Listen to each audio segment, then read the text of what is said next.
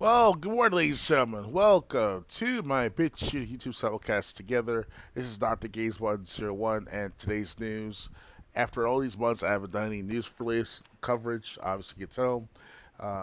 Obviously, busy trying to catch up on my Apex game and try to maintain my skills in that game for sake of tournaments and all the Z League and other projects and stuff. So I'm going about the IGN, not IGN, excuse me. That's the article I'm referring to from IGN, of course.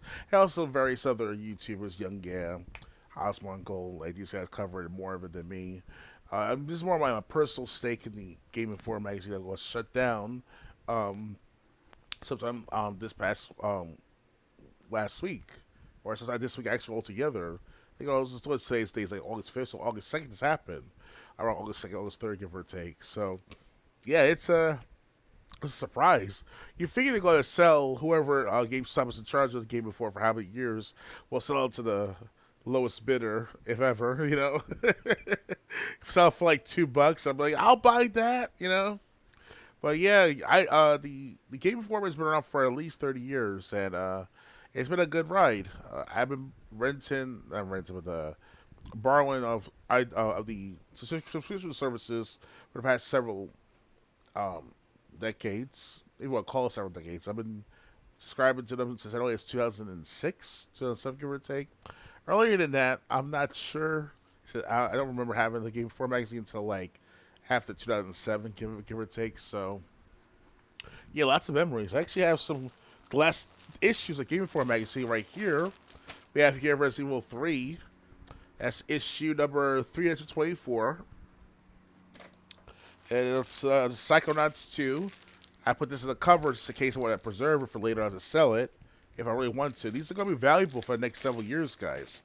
And that's from issue number 336. And then Master Chief Collection, not Master Chief Collection, the Halo Infinite, the one of the suckiest games of all time for most Halo players that collectively agreed upon. I will admit that to some degree as well. So, and this issue is from 341. So basically, these are the last set of issues that was sold to me via the subscription service over the mail up until 2022, 2023, give or take. So yeah, a lot of memories over the years. I mean, they're the go-to for the reviews and previews of most games like GTA 5, GTA 4, SmackDown versus Raw, the Psychonauts 2 games and all. There's also the Virtual Cop, if I remember correctly. If I remember correctly, I can refer to some older magazines like that of what's the older magazine I remember subscribing to, or at least at one point bought issue. It was from Funko at the time back in the '90s, and had its 1980 issue. I forgot the name of the company I got it from, but it showed a feature of NFL Blitz and all, and then show a little bit of a Half Life 2, if not Half Life 1, because Half Life 1 came out as early as 1998, 97. So if I remember correctly, though. It's been so many years, and lots of memories, of course, to go back on and to reminisce the situation at large. And it's kind of unprofessional, too, on the employer's end of the GameStop company, if not the Game Informer company, want to be more specific of the matter. Because what happened was that, when you, as an employer, it's okay for you to lay off the workers instantly. But if you want yourself to quit, you have to give 2 weeks' notice, which is very professional. All at the same time with the employee to do that, but at the same time, it's employment at will.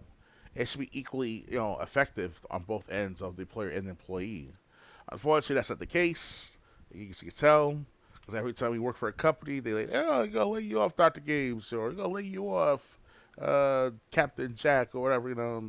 Goodbye, fuck off. Something like that. Yeah, it's like it's man. You gotta lay off people like that instantly, and they don't have nothing to back up their work. And I heard it was deleted. All their work and stuff was deleted overnight. And it's had a goodbye screen, like a farewell screen on GameInformer.com and all. So, it's a good thing that my subscriptions lasted longer than usual because it supposed to be a 1 year, if not a 2 year subscription, and that lasts a good 3 years actually, over 2 years. So They were desperate to me to keep as a subscriber. And I was willing to read them every so often whenever I get a chance. But thanks to the power of the internet, here on YouTube, of course, and BitChute, now it's like you don't have to have a magazine to get to share your perspective on games or your industry thereof, making games and all. It's don't need to. They got the internet, got the it's got radio and TV and all. So it's like what's the point? And obviously, whoever was the radio around my age group now, and younger especially. So you guys don't listen to the radio. I don't even watch TV or the TV programming thereof. That is. So it's Game Informer. You've been a blessing. I understand more about games, especially Metal Gear Solid 4 and NFL Blitz and all. If you want to include the other magazines too, it's sure there's other magazines out there. It's in digital form now, if ever. So it's man, how you just overnight just poof disappeared out of nowhere. I remember being on the bus lines of the Long Island bus lines here in New York State, and I commute to it from my place of residence to in Long Island all to my grandmother's apartment and all, where I basically still live currently to this day here in New York City.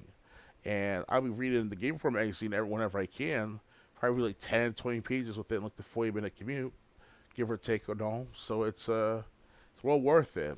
And when I'm like, it